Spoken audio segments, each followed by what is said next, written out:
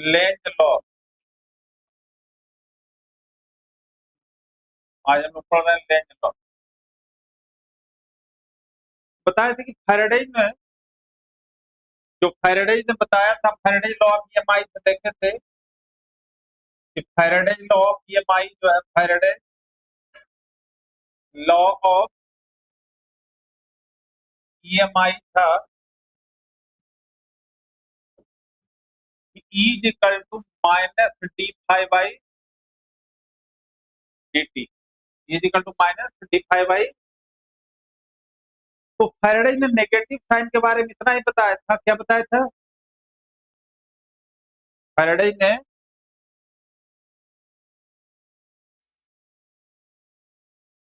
Hello, hello. Faraday ने जो EMI के बारे में बताया था वो कितना ही बताया था कि E equal to minus d phi by t. और नेगेटिव साइन क्या रिप्रेजेंट करता है? इंड्यूस्ड ईएमएफ जो है अपोज करता है किसको? चेंज इन मैग्नेटिक फ्लक्स को चेंज होने से क्या करता है? अपोज करता है। तो इसका जो जो एक्सप्लेनेशन दिया वो क्यों अपोज करता है और कैसे अपोज करता है, किसने? लेंज ने। तो लेंज ने एक्सप्लेन किया कि देखो, जैसे ये कॉइल है और ये कॉइल में क्या लगा हुआ है? गैल्वेनोमीटर। तो जब मैग्नेट को पास लाया तो गैल्वेनोमीटर क्या शो किया? डिफ्लेक्शन। तो इसमें जो करंट जो प्रोड्यूस होगा वो आइदर क्लॉकवाइज होगा, या जैसे ये क्लॉकवाइज है, या करंट जो होगा वो क्या होगा? क्योंकि ये क्लोज लूप है, तो क्लोज लूप में जैसे डिफ्लेक्शन हुआ, ठीक है कि when magnet is moved towards the coil, तो गैल्वेनोमीटर शो द डिफ्लेक्शन। तो डिफ्लेक्शन शो करने का मतलब उसमें करंट प्रोड्यूस हुआ है। तो जो करंट प्रोड्यूस हुआ है, तो या तो करंट का डायरेक्शन क्लॉकवाइज होगा, या तो अगर ये देखो ये क्लॉकवाइज है तो इसको हमने क्या बताया था कि क्लॉकवाइज है, तो इसको ऐसे बना सकते हैं ना। देखो ये हाफ पोर्शन ऐसे गया और हाफ पोर्शन इधर है, तो ये ज्वाइन करके कौन सा लेटर हो गया? एक तरह से एस। क्या हो गया? एस हो गया। तो एस का मतलब हो गया कौन सा? South pole. South pole. और अगर वही करंट क्या किया रहा? Anti clockwise. तो हाफ पोर्शन इधर हो गया और अदर हाफ पोर्शन ऐसे है, इसको ज्वाइन कर दे तो क्या बना है लेटर? एन। तो इसका मतलब हुआ नॉर्थ पोल। मीन कि अगर क्लॉकवाइज अगर फ्लो रहा है, क्लॉकवाइज में क्लॉकवाइज करंट है, क्लॉकवाइज करंट है, तो कौन सा पोल डेवलप होगा? South pole. और अगर एंटी क्लॉकवाइज है, करंट क्या है? एंटी क्लॉकवाइज करंट है, यहाँ कौन सा पोल डेवलप हो रहा है? North pole. अब कहा कि फैराडे ने बताया कि इंड्यूस्ड ईएमएफ अपोज करता है। क्या करता है? तो अपोज करने में तो कौन सा पोल आ रहा है? तो नॉर्थ को अपोज करेगा। और ये आ रहा है पास, तो इसको क्या करेगा? दूर भगाएगा।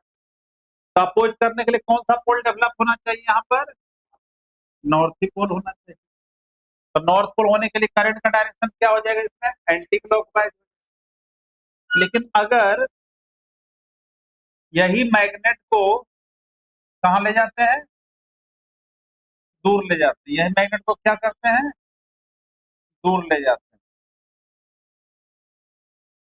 तो जब दूर ले जाते हैं तो देखो,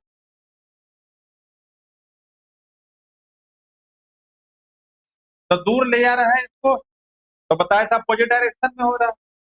अब दूर जाने को भी अपोज करेगा, क्योंकि एनडीसी में काम ही अपोज करना। तो इसको अपोज करने, जब दूर जा रहा है तो इसको क्या करेगा? अट्रैक्ट करेगा। तो अट्रैक्ट कर कौन सा पोल डेवलप होगा? साउथ पोल यहाँ पर हो जाएगा। यहाँ पर कौन सा? मतलब इससे हमने कंक्लूजन निकाला कि अगर एक मैग्नेट का जो पोल पास आ रहा है तो वही पोल डेवलप होगा, अब मैग्नेट का जो पोल दूर जा रहा है उसका अपोजिट पोल डेवलप हो जाएगा। तो इसी के बेसिस पर किसने, लेंज ने लॉ दिया। तो लेंज का जो स्टेटमेंट है वो क्या है, देखो लेंज लॉ जो है कि polarity due to induced EMF, induced EMF at the end of closed loop,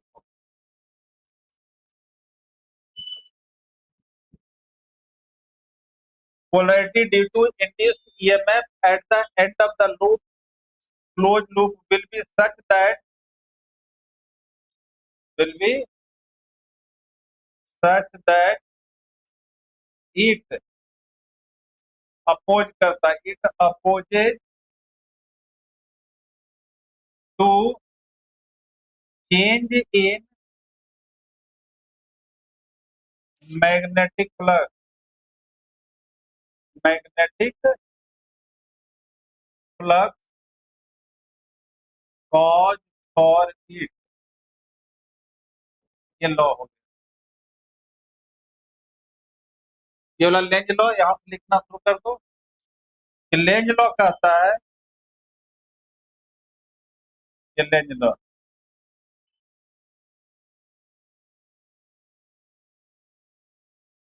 कि पोलरिटी इस तरह से डेवलप होगा, polarity due to induced EMF in a close loop will be such that it opposes, ये क्या करेगा, अपोज करेगा to change in magnetic flux, किसको अपोज कर रहा, change in cause for it, cause मतलब जिसके कारण प्रोड्यूस हुआ, जिसके कारण प्रोड्यूस हुआ उसी को क्या करेगा, अपोज कर। तो यहाँ पर किसके कारण इंडस्ट्रियम डेवलप हुआ, कौन सा पोल के कारण, नॉर्थ पोल, तो नॉर्थ पोल को अपोज किया।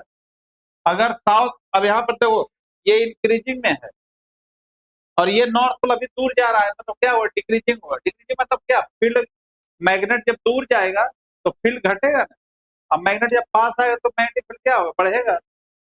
तो ये था क्या चीज, लेंज लेंज लॉ। अब जो है कि लेंज लॉ को कंजर्वेशन ऑफ एनर्जी से रिलेट करना, लेंज लॉ को कंजर्वेशन ऑफ एनर्जी से, कि लेंज लॉ जो है कैसे ओबे करता है law of conservation of energy. Law of conservation of energy क्या है, energy neither created, it can change only one from to, और वर्क एनर्जी थ्योरम से हम लोग जानते हैं कि वर्क डन ही क्या है, एक फॉर्म है एनर्जी का, नहीं कि वर्क, जितना वर्क डन होगा वही क्या होगा, एनर्जी। तो इसलिए नोट कर लिया है।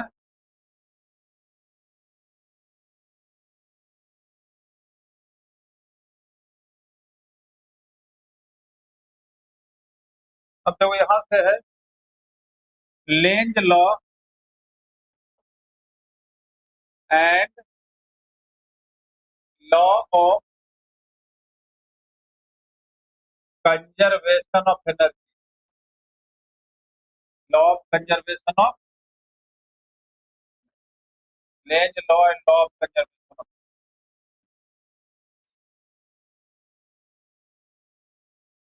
कैसे एक्सप्लेन करते थे, लेंज लॉ को अप्लाई करके law of conservation of energy को कैसे, देखो अभी हमने बताया, जो हमने देखा डायग्राम से, लेंज लॉ के अकॉर्डिंगली कि अगर एक मैग्नेट पास आ रहा है तो सेम पोल डेवलप होता है, और लेकिन अगर वही मैग्नेट दूर जाता है तो कौन सा, अपोजिट पोल डेवलप हो जाता है, अपोजिट पोल डेवलप हुआ। तो ये मैग्नेट जो है अपने आप मूव थोड़ी कर रहा है, मैग्नेट को मूव कराने में क्या करना पड़ रहा है, एक वर्क करना पड़ रहा है ना। ये मैग्नेट अपने आप तो मूव नहीं कर रहा है, मैग्नेट को मूव कराने में तो जो वर्क डन होता है, वर्क डन जो करना पड़ता है मैग्नेट को, वही कन्वर्ट हो जाता है क्या, एनर्जी, मतलब इंड्यूस्ड ईएमएफ हो गया, इंड्यूस्ड ईएमएफ हो गया। तो देखो, when magnet is moved, when magnet is moved towards the coil, then work has to be done, work has to be, work has to be done। ये क्या same pole develop हो गया है, तो कौन सा वो रिपल्सिव फोर्स हो जाएगा, work has to be done against repulsive force.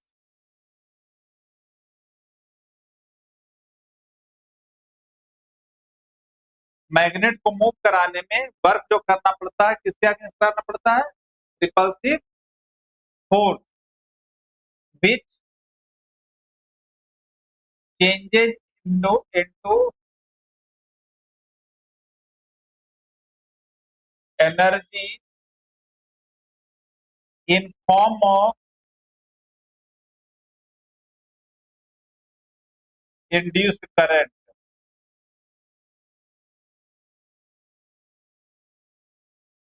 induced current। फिर कहता सिमिलरली, फिर when magnet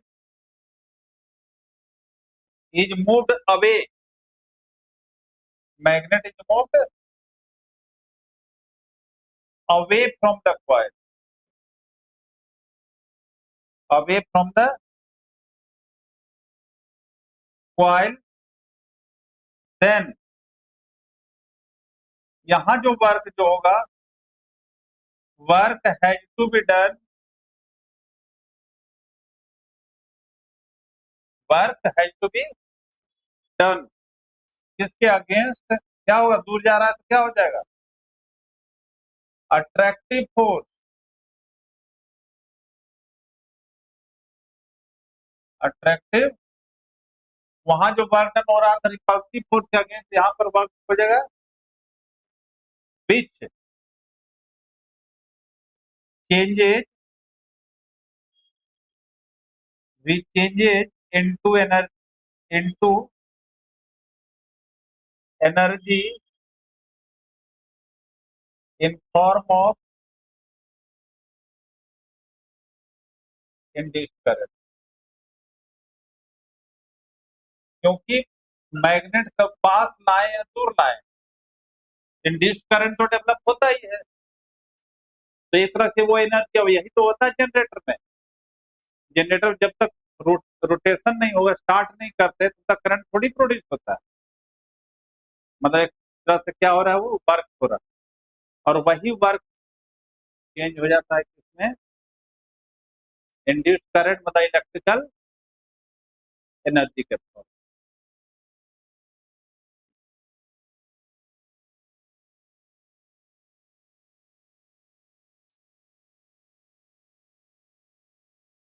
इसलिए हम लोग कहते हैं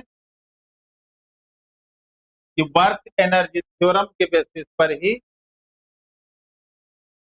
लेंज लॉ क्या करता है, वर्क एनर्जी थ्योरम को ओबे करता है, फॉलो करता है।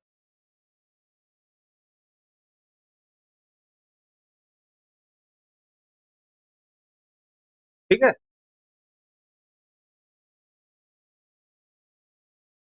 अब देखो,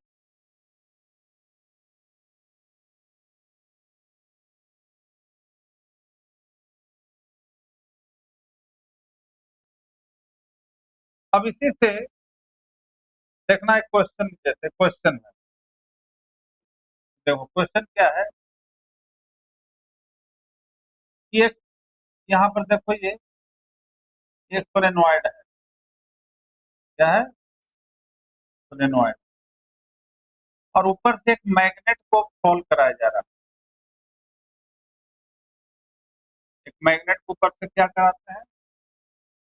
सॉल्व कराते हैं। और जो सॉल्व कराते हैं वो एकदम कॉइल से, मतलब नीचे कॉइल है उस पर ऊपर से ड्रॉ। तो इसमें जो क्वेश्चन है कि जब ऊपर से फॉल करेगा, बॉडी फॉल करे तो उसमें एक्सेलरेशन होगा। तो वाइल फॉलिंग जो है बताओ कि जब यहाँ पर बॉडी पहुंचा है, यहाँ पर हेड पर, तो ए जो है जी के बराबर होगा, ए जो है लेस देन जी होगा, तीसरा है कि ए ग्रेटर देन जी होगा, या फोर्थ केस में ए जीरो हो जाएगा। जब ये मैग्नेट अप्रोच करता है, when magnet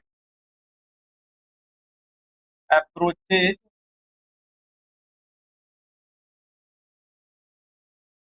approaches the coil, solenoid को जब अप्रोच करता है तो बताओ क्या होगा? ए इक्वल टू जी होगा, ए लेस देन जी होगा, क्योंकि देखो जब यहाँ पर नॉर्थ पोल आया तो यहाँ पर भी तो नॉर्थ ही पोल बन जाएगा ना इस साइड पर। तो नॉर्थ नॉर्थ में क्या होता है? रिपल्सन होगा। तो जो फ्रीली फॉल ऊपर से जो रहा था, जो मैग्नेट फ्रीली फॉलिंग के केस में था, अब तो फ्रीली फॉलिंग का केस नहीं रहा। अब तो क्या करेगा? रिपल्सिव फोर्स के कारण यहाँ पर क्या होगा? इसको अपोज करेगा। तो अपोज करेगा तो क्योंकि वर्क तो अपने तो नहीं, वो तो ग्रेविटी के कारण गिर रहा है। तो यहाँ पर जब अप्रोच करेगा तो क्या होगा? ए जो हो जाएगा लेस देन जी।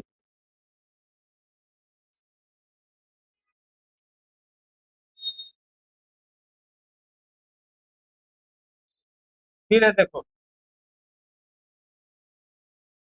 क्वेश्चन है,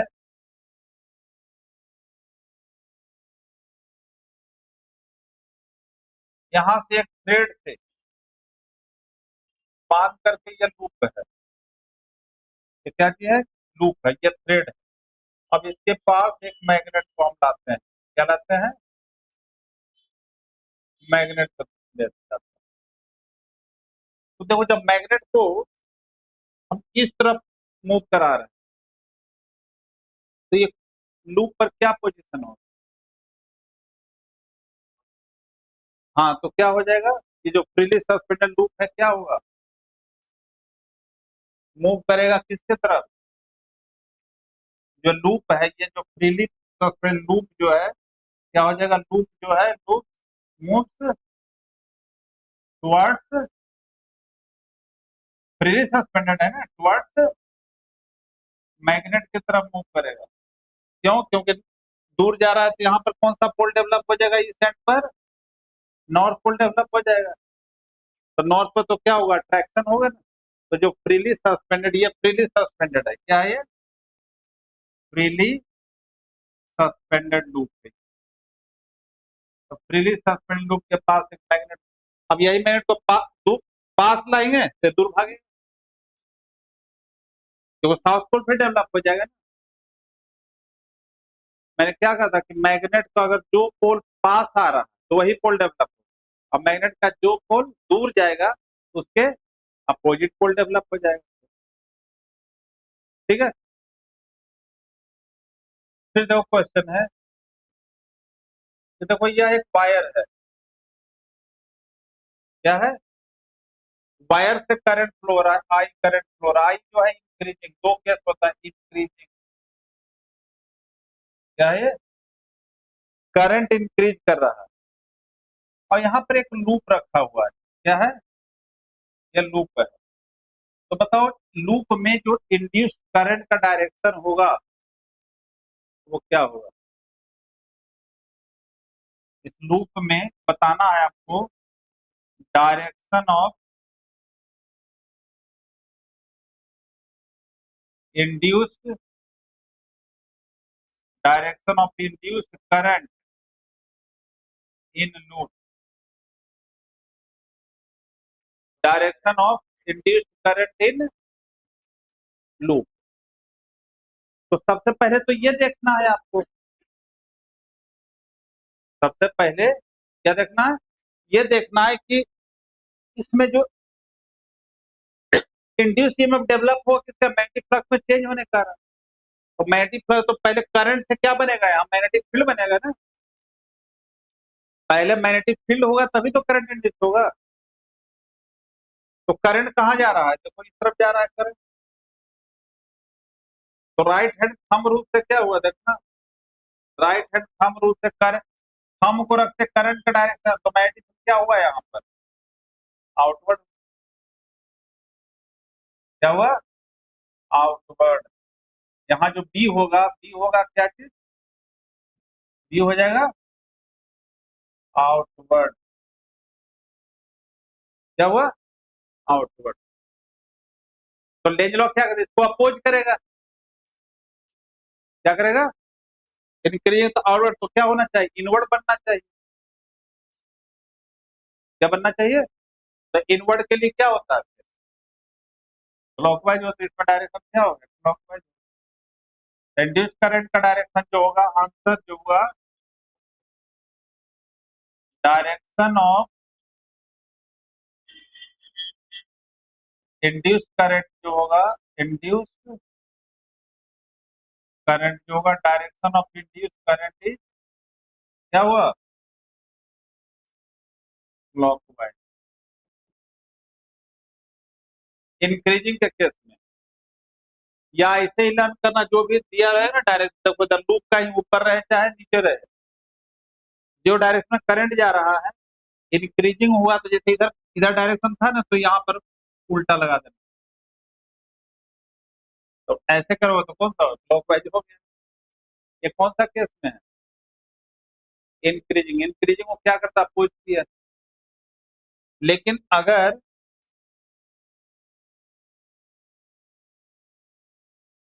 ये नेक्स्ट क्वेश्चन इसी पर है, ये तो कंसेप्चुअल क्वेश्चन है आपका, कि अब ये जो करंट है, देखो ये करंट आई जो है डिक्रीजिंग है। अच्छा, करंट डिक्रीजिंग और इंक्रीजिंग समझ रहे हो, जिस समय हम सर्किट को ऑन करते हैं, सर्किट को स्विच ऑन किए, उस समय करंट का ग्रोथ होता है, तो इंक्रीज हो रहा है। और जिस समय सर्किट को हम स्विच को क्या करते हैं, ऑफ करते हैं, तो सर्किट में करंट का क्या हो रहा है, डीके हो रहा है। डीके मतलब घटना। तो अभी क्या कर रहा है, डिक्रीज कर रहा है। तो अब बताओ कि क्या होगा यहाँ पर, डायरेक्शन इस लूप में, direction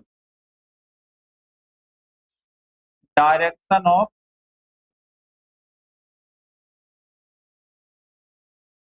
induced, direction of induced current in loop, बताना क्या होगा लूप में, what is the direction of induced current. तो वो यहाँ वाला केस हमने बताया था क्या, इंक्रीजिंग है, क्या है, तो जिसके अगर मैग्नेटिक फील्ड प्रोड्यूस हुआ उसको क्या करेगा, अपोज करेगा। अब यहाँ पर डिक्रीजिंग है, करंट डीके हो रहा है, से उसको भी अपोज करेगा। तो इसमें क्या है, जैसे बाई द वे यहाँ से कौन सा फील्ड, डायरेक्शन मैग्नेटिक फील्ड क्या होगा, आउटवर्ड होगा, लेकिन आउटवर्ड किस में है, डिक्रीजिंग में है, आउटवर्ड। तो इसको डिक्रीज होने को क्या करेगा, रुकेगा। तो इसका मतलब है कि जो फील्ड यहाँ पर बना, कौन सा, आउटवर्ड बना ना, तो आउटवर्ड ही बनना चाहिए। तो आउटवर्ड के लिए क्या हो जाएगा, एंटी क्लॉकवाइज हो जाएगा, क्या हो जाएगा, यहाँ आंसर जो होगा एंटी। तो इसलिए दो चीज नहीं, अगर इसको जनरली इतना तो समझ ही लेते हैं, इंक्रीजिंग के केस में रहेगा तो लूप में उसको आपको उल्टा साइड लगा देना, और डिक्रीजिंग के केस में रहेगा तो क्या, जो डायरेक्शन है वही वही दे देना।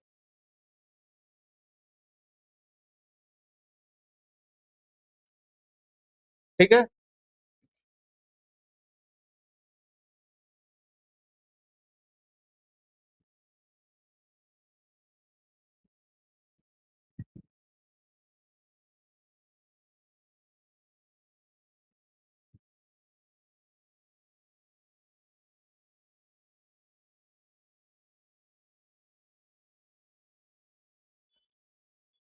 अब हम लोग पढ़ रहे हैं अनदर इंडक्शन।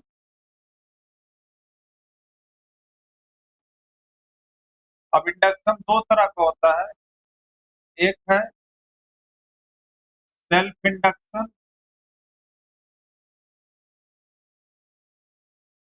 और दूसरा होता है म्यूचुअल इंडक्शन।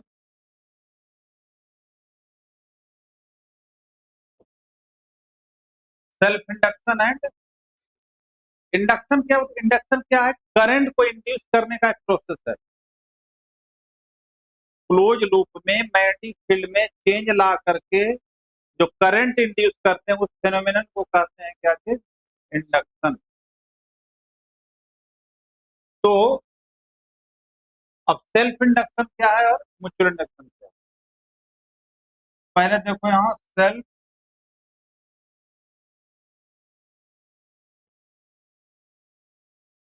सेल्फ का मतलब क्या है? तो जैसे यह है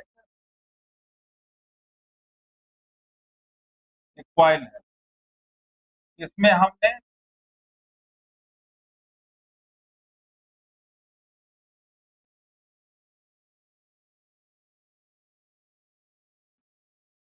अच्छा ये वाला सिंबल जो बनाते हैं ना, ये ऑल्टरनेटिंग करंट का सिंबल होता है। जब कहीं पर ये बनाते हैं, देखना ये जो सर्किट में करते हैं तो इसका मतलब है ये सेल है, डीसी का सप्लाई है, डायरेक्ट करंट। क्योंकि ऑल्टरनेटिंग करंट का सिंबल ये होता है ना, ऑल्टरनेटिंग करंट का सिंबल ये होता है ना आपका। तो इसीलिए जो हम लोग ऐसे बनाते हैं ना, इसका मतलब ये है, एसी का ग्राफ ये है इसका। तो ये हुआ मतलब ऑल्टरनेटिंग करंट पास करवा। तो देखो इधर हमने करंट पास किया। सेल्फ इंडक्शन होता क्या? करंट सोलेनोइड में करंट पास किया, करंट पास करने के बाद इसमें मैग्नेटिक फील्ड डेवलप होगा, बी। बी मतलब मैग्नेटिक फील्ड है। On passing the current magnetic field develop होता है सोलेनोइड के अंदर। और कौन सा current? Alternating current. Alternating current क्या? वेरिएबल करंट है। डायरेक्ट करंट तो ये ग्राफ है, डायरेक्ट करंट तो ये है। करंट और टाइम के बीच में ग्राफ ड्रॉ करते हैं तो इसका मैग्नीट्यूड कांस्टेंट होता है। लेकिन यहाँ अगर करंट और टाइम के बीच में ग्राफ ड्रॉ किए हैं तो वेरिएबल है। तो अल्टरनेटिंग करंट का मैग्नीट्यूड क्या होता रहता है? वेरी करता है।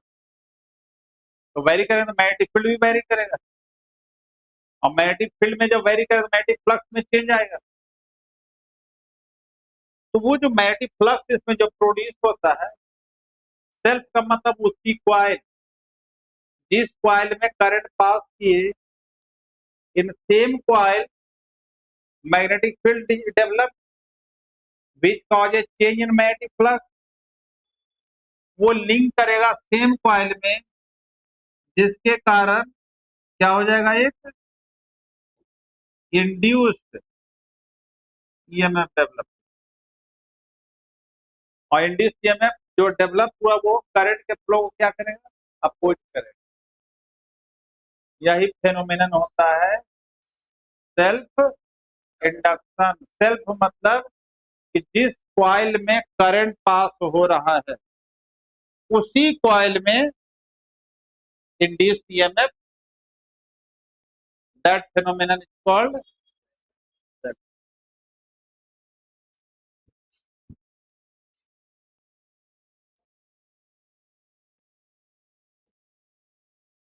तो क्या बताया? The phenomenon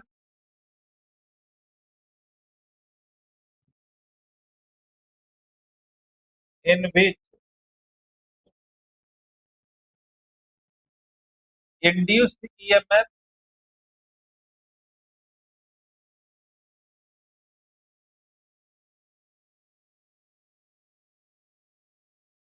produce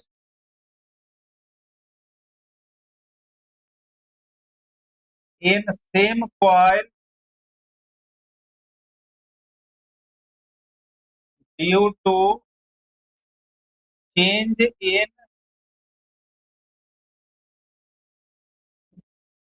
magnetic flux.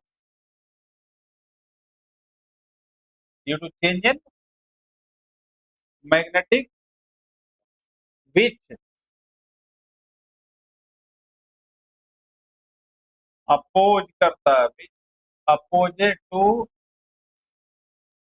Flow of current. Current के फ्लो को फिर क्या करेगा, अपोज करता है। कॉल्ड, इसी को कहते हैं कॉल्ड सेल्फ इंडक्शन। इसी को कहते हैं क्या, सेल्फ। कतवा फेनोमेनन, जैसे जो इंड्यूस में प्रोड्यूस होता है सेम कॉइल, क्यों प्रोड्यूस होता है, चेंज इन मैग्नेटिक फ्लक्स के कारण। और वो इंड्यूस में फ्लो को क्या करता है, अपोज करता है। यही कहलाता है क्या, सेल्फ। अब देखो हम लोग जानते हैं, देखना कि मैग्नेटिक फील्ड जो होता है, देखना मैग्नेटिक फील्ड जो होता है डायरेक्टली प्रोपोर्शनल टू आई होता है। बायट-सेवर्ट लॉ से भी जानते हैं, राइट। करंट पास करेंगे, करंट पास होने के मैग्नेटिक फील्ड डेवलप होता है। और मैग्नेटिक फ्लक्स जो होता है, फाई जो होता है डायरेक्टली प्रोपोर्शनल टू पी होता है। फाई डायरेक्टली प्रोपोर्शनल टू, तो ये देखो इनडायरेक्ट लिख सकते हैं, phi directly proportional to I. Then कहता है ये फाई जो है change in magnetic flux, change in magnetic flux है। और आई करंट पास हो रहा है, तब देन क्या हो जाएगा,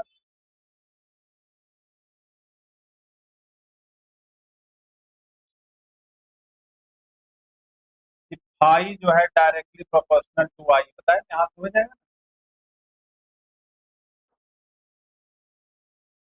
बीबी हो गया, तो ये उस पर हो जाएगा।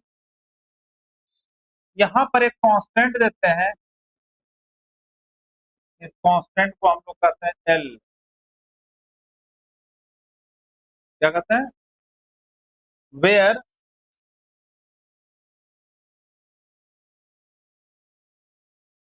कैपिटल एल जो है प्रोपोर्शनल कांस्टेंट है। इसका नाम है, एक कांस्टेंट है नोन है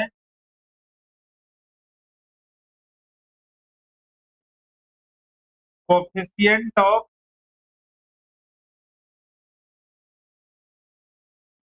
सेल्फ इंडक्शन। क्या नाम है इसका, कोफिशिएंट ऑफ सेल्फ, या और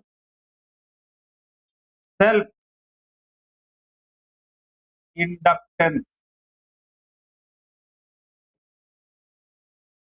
कोफिशिएंट ऑफ सेल्फ इंडक्शन बोलो, या क्यों कहते हैं सेल्फ इंडक्टेंस। तो फॉर्मूला हो गया फाई इक्वल टू क्या चीज, एल आई हो गया।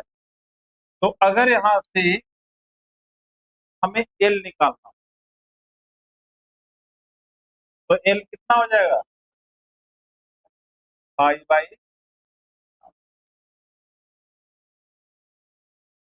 अब इसका हमें निकालना है SI unit.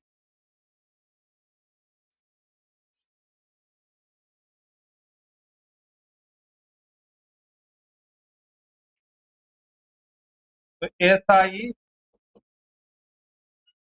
Unit of self inductance.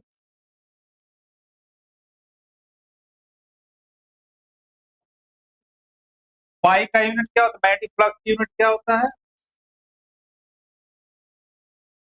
Weber. Magnetic flux की यूनिट क्या होती है, डब्ल्यू बी लिखते हैं, वेबर। और करंट की यूनिट क्या होता है, एम्पियर। तो ये हो गया वेबर पर एम्पियर। वेबर पर एम्पियर को और भी बोलते हैं हम लोग हेनरी, क्या बोलते हैं?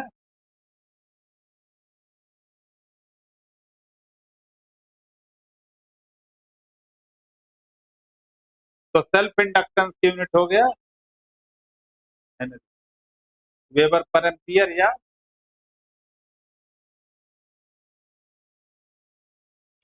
अब तो यहाँ से जो सेल्फ इंडक्टेंस है जो हम निकालते हैं इंड्यूस्ड ईएमएफ का क्या होगा वैल्यू, तब फ्रॉम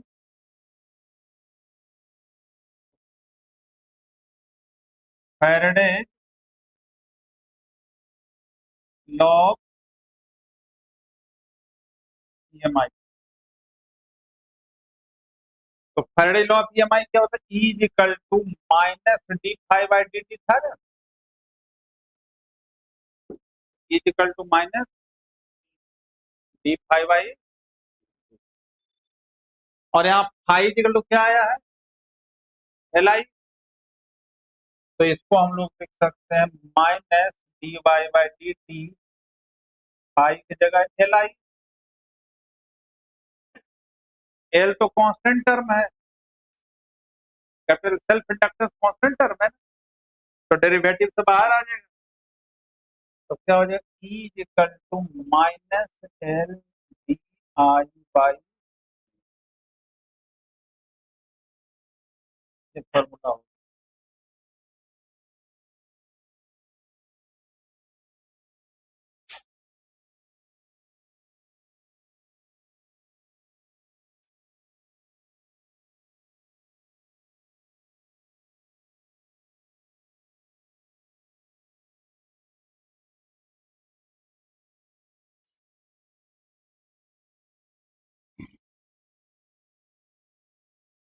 तो E is equal to formula हो गया minus L D I by,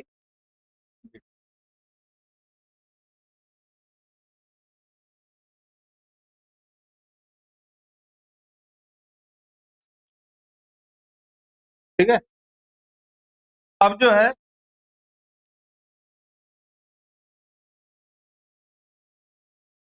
कहता सेल्फ इंडक्टेंस को डिफाइन करो, क्या चीज? जो सेल्फ इंडक्टेंस, सेल्फ इंडक्टेंस को डिफाइन करना, एल को डिफाइन करना। हालांकि ये तो कांस्टेंट टर्म है, एल क्या है? तो कांस्टेंट टर्म का तो फिजिकल डेफिनेशन है ही नहीं, तो एल को जो डिफाइन करते हैं न्यूमेरिकल डेफिनेशन दिया जाता है। तो देखो ई इक्वल टू जैसे आया, E equal to minus L D I by, तो एल इक्वल टू कितना हो जाएगा?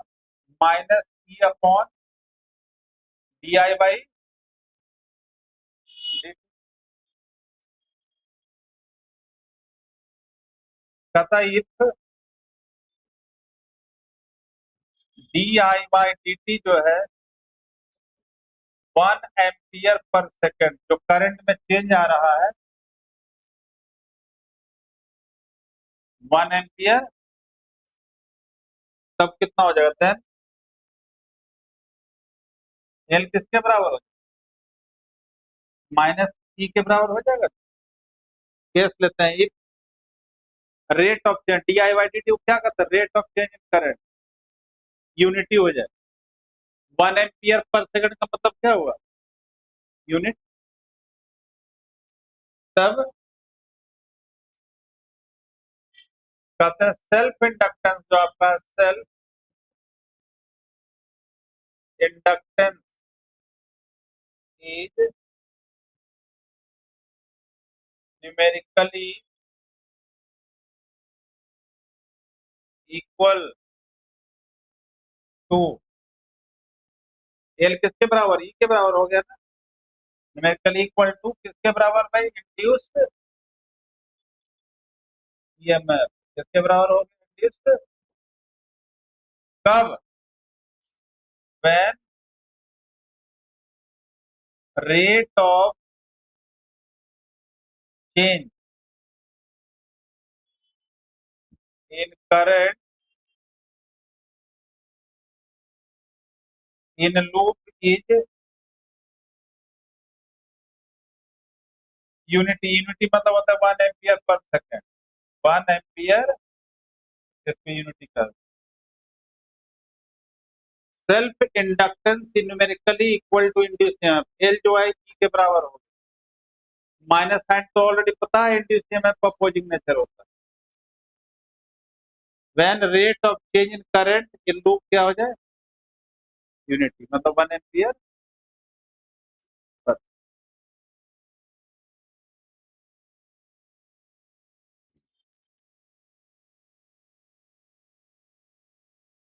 तो ये किसके बारे में हो गया, एक्सप्लेनेशन हो गया सेल्फ इंडक्टेंस। अब है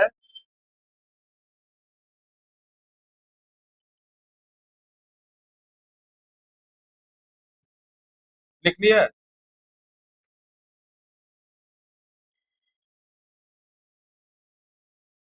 देखिए अब आ जाते हैं किस पर, म्यूचुअल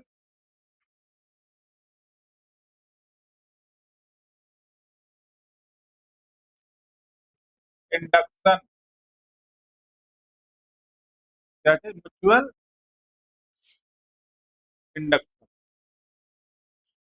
अब म्यूचुअल में क्या होता है, म्यूचुअल देखो, या इसको हम लोग कहते हैं प्राइमरी, प्राइमरी कॉइल में हमने करंट पास किया, तो सेल्फ में क्या बताए थे कि इसमें करंट पास करते हैं, नेचुरली जिसमें करंट पास करेंगे उसी में तो मैग्नेटिक फील्ड होगा।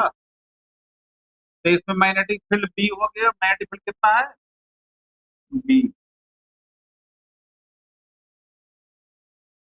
अब क्या मैग्नेटिक फील्ड से मैग्नेटिक फ्लक्स में चेंज आएगा, क्योंकि फाई इक्वल टू हम लोग क्या जानते हैं, फाई मैग्नेटिक फ्लक्स का फॉर्मूला क्या होता है, बी ए।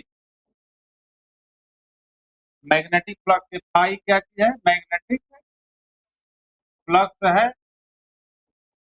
तो बी में चेंज आएगा, ऑल्टरनेटिंग करंट तो बी में चेंज, तो फ्लक्स में चेंज आएगा।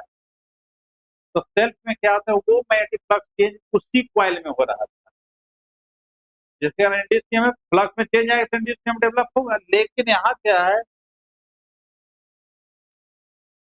कि this change in magnetic flux will link in other coil, इसको प्राइमरी कॉइल भी बोलते हैं, इसको सेकेंडरी कॉइल।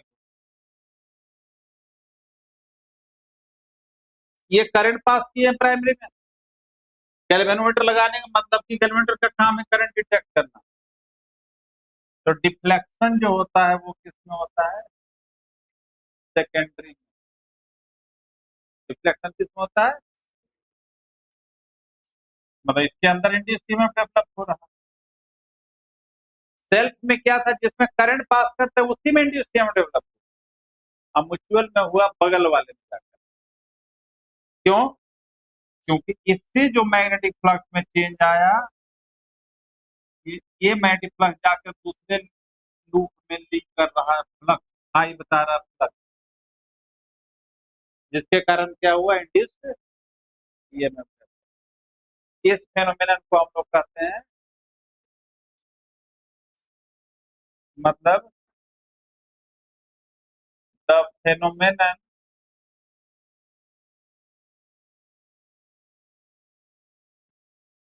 इन विच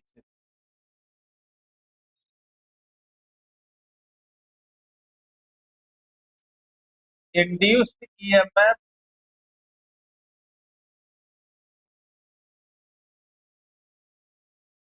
produced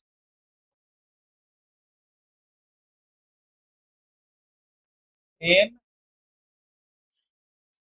secondary coil, किसमें इंड्यूस्ड ईएमएफ प्रोड्यूस होगा, प्रोड्यूस्ड इन सेकेंडरी कॉइल में,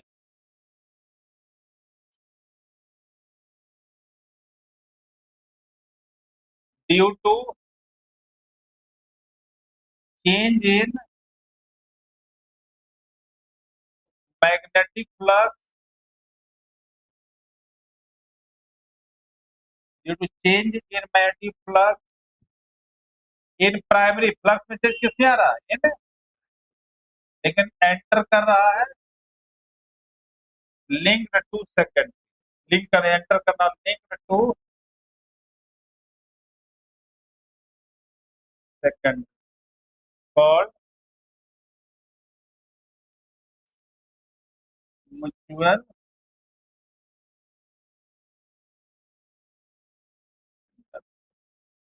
मतलब करंट तो प्राइमरी में पास करेंगे, फ्लक्स में चेंज आएगा, जाकर लिंक करेगा सेकेंडरी में, मतलब इंड्यूस ईएमएफ सेकेंडरी में जाएगा।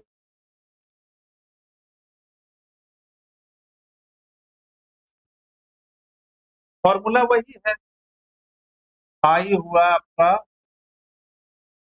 चेंज इन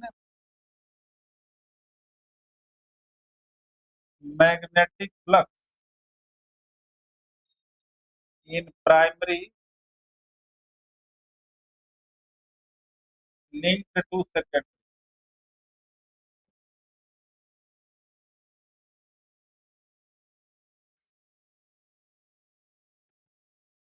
आई प्राइमरी में है, करंट इन प्राइमरी,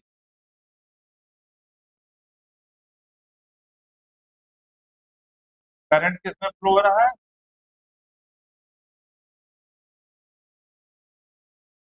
देन वही होगा I directly proportional to I, जो सेल्फ इंडक्शन में होगा। अब यहाँ पर एक कांस्टेंट देते हैं, इस कांस्टेंट को लिखते हैं एम, एम, वहां सेल्फ था एल, यहाँ म्यूचुअल ऐसी है capital M, where capital M एक कांस्टेंट है, इसका नाम है कोफिशिएंट ऑफ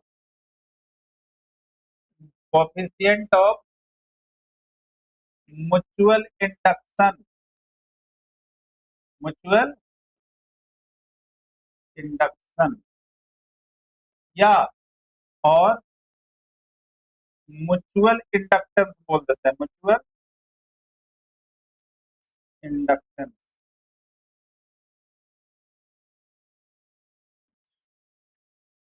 कोफिशिएंट लगाएंगे तो इंडक्शन होगा, और डायरेक्ट बोल देंगे तो क्या हो जाए, इंडक्टेंस हो जाए।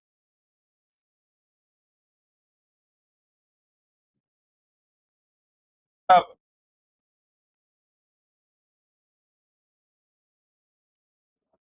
तो फॉर्मूला हो गया आपका,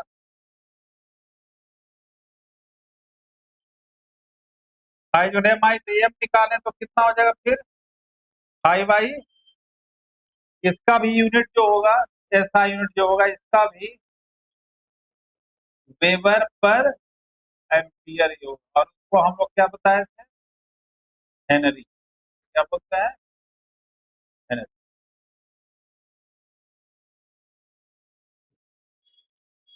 तो सेल्फ इंडक्टेंस या म्यूचुअल इंडक्टेंस दोनों की यूनिट क्या है, फिर उसके बाद इसमें फैराडे लॉ यूज करते हैं,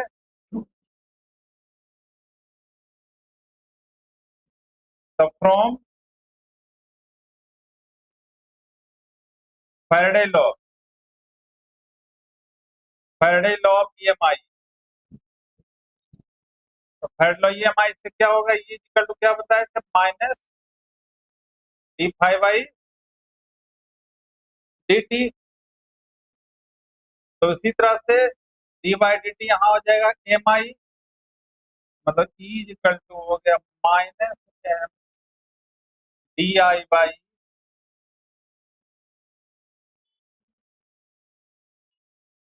जैसे सेल्फ इंडक्टेंस में था E equal to minus L D I by D t, उसी तरह से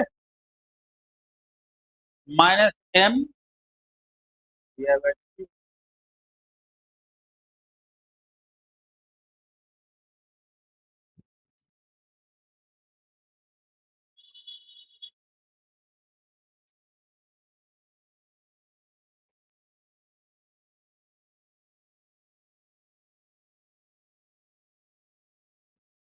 और उसी तरह से अगर म्यूचुअल, प्रोसेस वही है, म्यूचुअल इंडक्टेंस को डिफाइन करने के लिए कहे,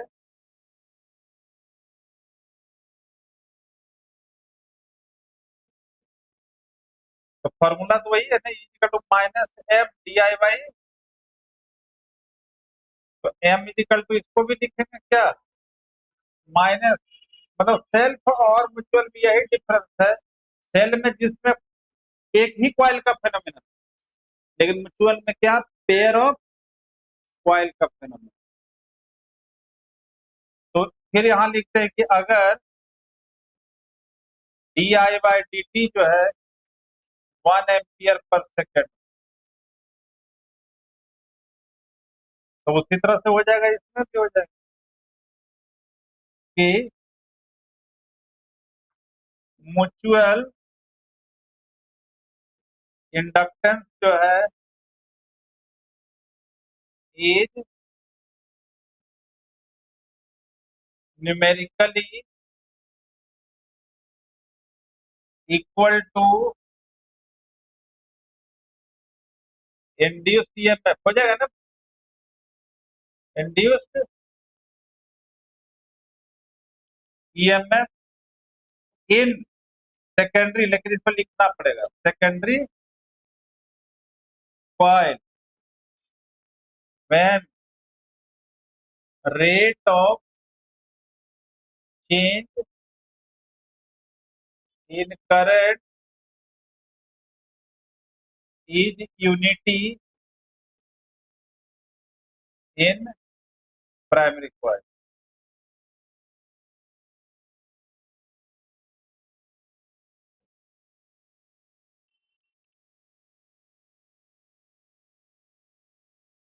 ठीक है, तो ये हो गया सेल्फ इंडक्टेंस और इंडक्टेंस, जो होता है दो तरह का होता है, सेल्फ इंडक्टेंस एंड म्यूचुअल। अब हम लोग नेक्स्ट क्लास में पढ़ेंगे कि सेल्फ इंडक्टेंस और म्यूचुअल इंडक्टेंस लॉन्ग सोलेनोइड। ये तो किसी छोटे कॉइल की बात है कि जब लॉन्ग सोलेनोइड रहेगा तब सेल्फ इंडक्टेंस और म्यूचुअल इंडक्टेंस का फेनोमेनन में उसका फॉर्मूला जो जिस पर न्यूमेरिकल आता है, इस पर भी आता है, लेकिन तो ये 1 मार्क्स में न्यूमेरिकल आता है। Simple equal to minus L D I by D T और equal to minus M D, ये 1 मार्क्स के क्वेश्चन में सब। ठीक है, तो लॉन्ग सोलेनोइड जो है नेक्स्ट क्लास में देखते हैं, दोनों का लॉन्ग सोलेनोइड।